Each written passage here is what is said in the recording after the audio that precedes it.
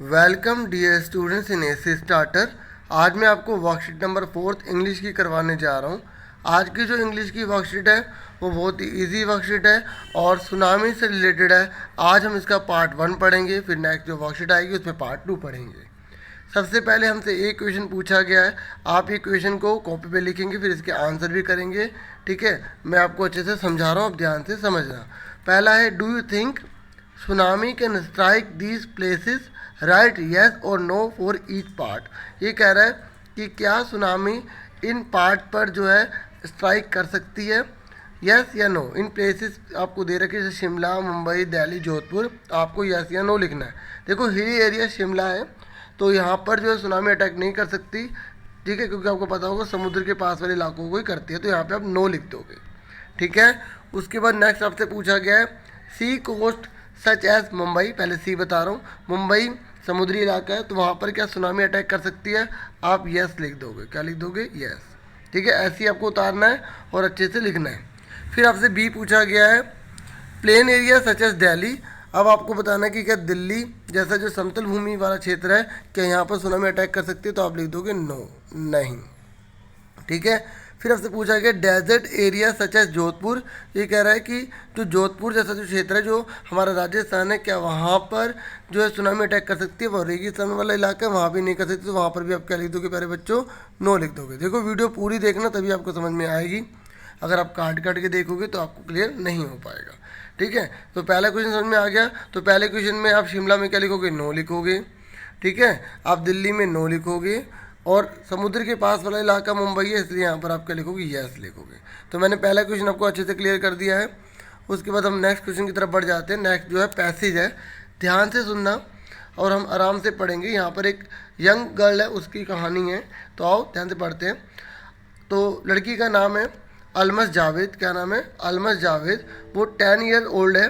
ठीक है, she was a student of Carmel convent in port Blair. Port Blair के अंदर जो कार्मेल कॉन्वेंट स्कूल है उसके अंदर वो एक स्टूडेंट है।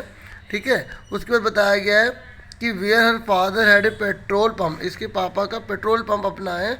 हर मदर रहीलास home was in a Nancowry island. Nancowry island में इनका जो घर है। The family had gone there to celebrate Christmas. Family वहाँ पर क्यों गई थी?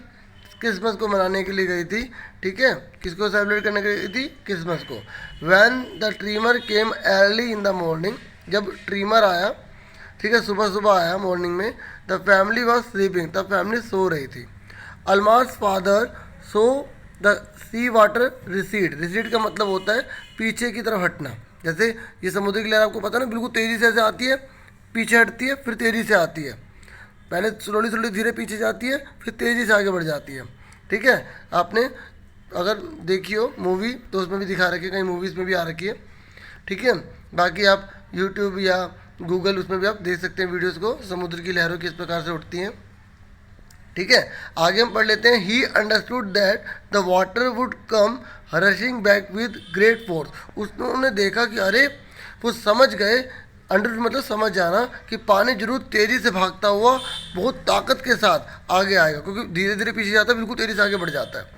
ठीक है, he woke everyone up, उन्होंने फटाफट सबको उठा दिया। And try to rush them to safer place, उन्होंने कोशिश करी कि सुरक्षित जगह पे हम पहुंच जाए। ठीक है, उसके बाद क्या हुआ? एज दे रेन, जब वो भाग रहे थे, हर ग्रैंड फादर, उनके जो ग्रैंड फादर थे, was hit on the head by something and he fell down. क्या हुआ? वो किसी चीज़ से टकरा गए और वो नीचे गिर गए, नीचे गिर गए।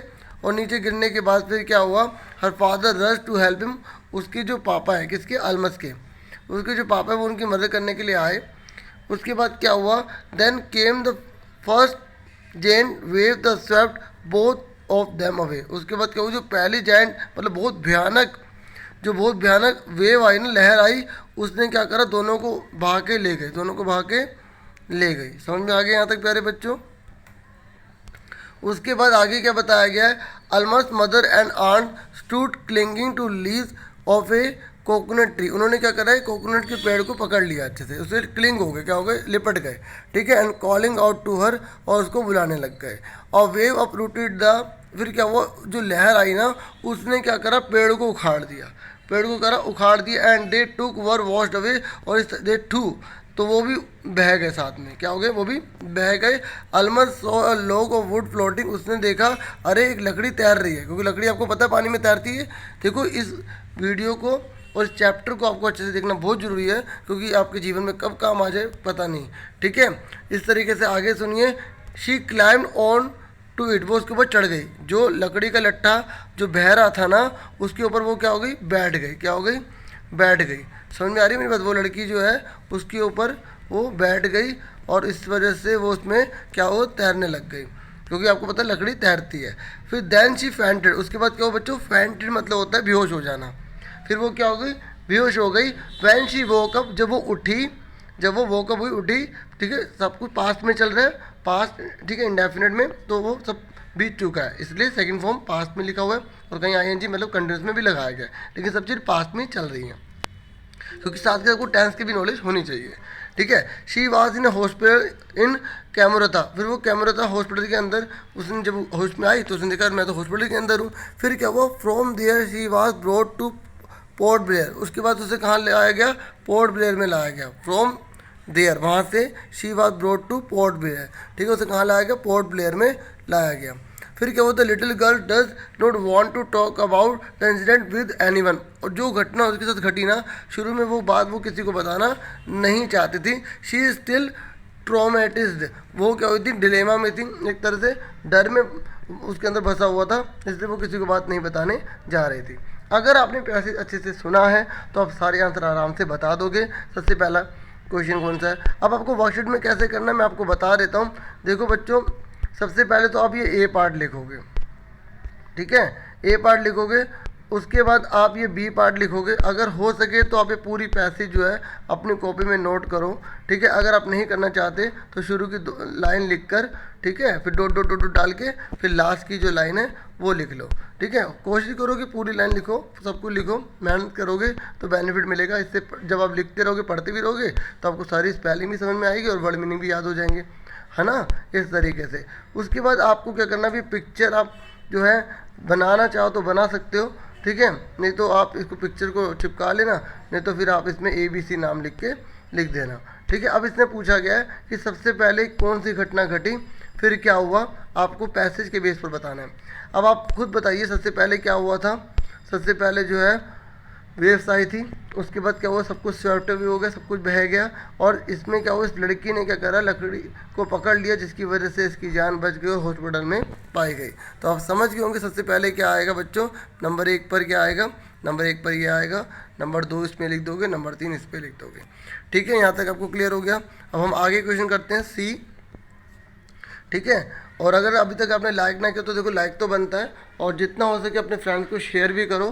ठीक है, और सपोर्ट भी करो। अब हम सी क्वेश्चन कर लेते हैं।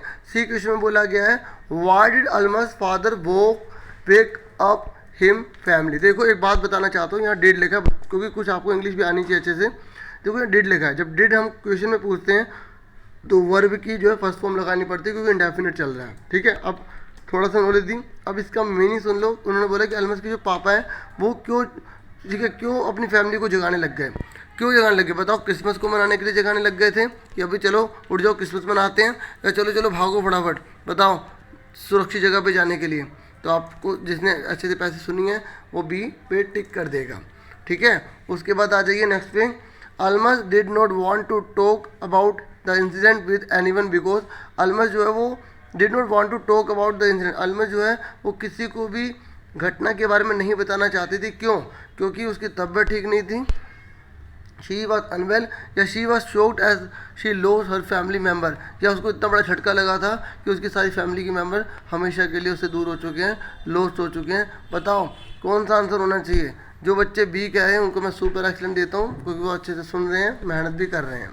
ठीक है, बाकी जिन बच्चों ने का आंसर गलत बताया प्लीज़ मेहनत करो, लाइफ में सक्सेसफुल होना है तो। ठीक है, मेहनत करने वाले ही आगे बढ़ते हैं। नेक्स्ट है third, Almas mother and ऑन्ट could not be saved from the tsunami because, बताओ अलमस की जो मम्मी हैं और जो चाची हैं वो क्यों नहीं बच पाई सुनामी में। बताओ, the tree they held on to got uprooted, जो ट्री था, ठीक है, वो उखड़ गया था इसलिए, या they held on to a log of wood and got drowned, उन्होंने लकड़ी के लट्ठे को पकड़ा और डूब गए। आपको पता है ये लकड़ी को, लट्ठे को या लकड़ी को पकड़ोगे तो वो डूबेगा थोड़ी, तैरेगा ना। तो उन्होंने किसको पकड़ा था, एक पेड़ को पकड़ा था, लेकिन वो उखड़ गया, जिसकी वजह से वो गिर गए, क्या हो गए, तो मतलब बह गए। ठीक है, तो वो बह गए थे बच्चों। अब आगे हम समझ लेते हैं। अब हमसे पूछा गया है डी, और लास्ट क्वेश्चन है आज की वर्कशीट का। Given below are the word phrases from the passage that indicate movement of the different kind. हमसे पूछा गया है कि आपको ये वर्ड दे रखे हैं, फ्रेजेस दे रखी है ये, ठीक है। तो हमसे पूछा गया कि ये जो वर्ड है आप इनमें से किस में फिल करोगे। इसने बोला है जो फास्ट मूवमेंट होता है वो आपको यहाँ भरना है, जो स्लो मूवमेंट में है वो यहाँ भरना है, जो ना तो स्लो है ना फास्ट है उसको आपको यहाँ फिल करना है। तो देखो बच्चों, रश का मतलब होता है एकदम तेज़ी से दौड़ना भागना। तो आपको पता ही है रश, तो रश कहाँ पर आएगा, रश आएगा फास्ट मूवमेंट में। कहाँ आएगा प्यारे बच्चों, यहाँ आप फिल कर दोगे। शॉर्ट वे मतलब भी होता है बह जाना, तेज़ी से बहेंगे तभी तो बहेंगे, ठीक है। तो यहाँ भी शॉर्ट वे भी तेज़ी से ही होता है। और फ्लोटिंग मतलब तैरने से होता है, तो ना स्लो है ना वो फास्ट होता है, ठीक है। रिसीड जो है वो स्लो मूवमेंट होता है। इसमें क्या होता है, पहले धीरे धीरे लहर पीछे जाती है, फिर तेज़ी से एकदम आगे बढ़ जाती है। तो इस तरीके से मैंने आपको सारे आंसर बता दिए, एक बार दोबारा से आप इसको सुन लो, ठीक है, ताकि आपको क्लियर हो जाए। जो रश्ड है वो इसमें आएगा, शॉर्ट वे इसमें आएगा, फ्लोटिंग जो है वो neither slow neither nor fast में आएगा, और रिसीड जो है वो स्लो मूवमेंट में आएगा। इस तरीके से उम्मीद करता हूँ आपको क्लियर हो गई होगी पूरी वीडियो, और अच्छा भी लगा होगा। अगर अच्छा लगा तो प्लीज़ वीडियो को लाइक ज़रूर करें, शेयर ज़रूर करें, सब्सक्राइब जरूर करें अगर आप मेरे चैनल पर न्यू है तो। इस तरीके से मुझसे जुड़े रहिएगा, आपका सपोर्ट मेरे पास होना चाहिए हमेशा। और आज के लिए इतना बहुत है। Thank you for listening and watching carefully. Thank you once again.